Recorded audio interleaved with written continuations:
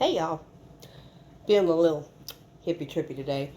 But anyway, if any of you have ever wondered what exactly my practice is, you're in luck. I wrote a book about it. There's not a whole lot of us still out here that practice my path, hence why I wrote the book. Louisiana Hoodoo. It is an open practice. It is not closed. It is not the same as an ATR hoodoo. It's just what it's been called for damn near 300 years. Now, if you are interested, here's the book. This is my book.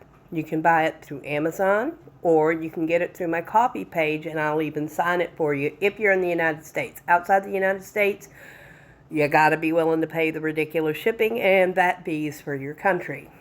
Inside, you will find a brief history of what Louisiana Hoodoo is and is not.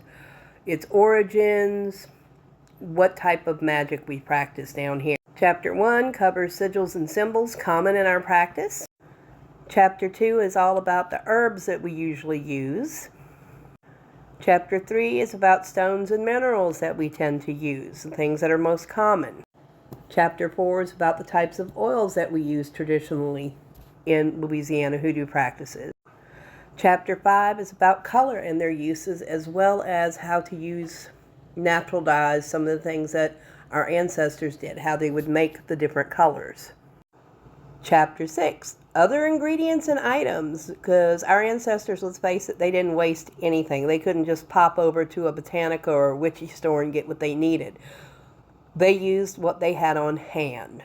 Chapter 7 is all about poppet magic, aka what people call voodoo dolls, even though it's not voodoo dolls unless you're practicing voodoo, which is a closed practice.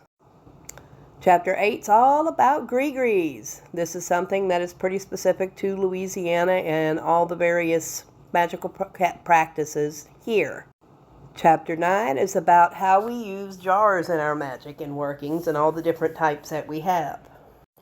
Chapter 10 is all about using novenas and psalms in your magic because Louisiana Hoodoo is heavily Catholicized. 11 is all about the different types of divination that we used traditionally in this path. Chapter 12 is about the not so common tools of the trade that we use. There's a lot of different things that have been used over the last almost 300 years by practitioners to divinate.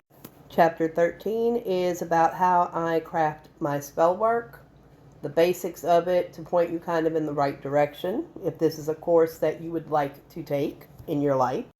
So again, if you want to learn about my practice, my traditional practice from my culture, which is Cajun, Acadie, get the book, give it a read. Let me know what you think. Love you guys.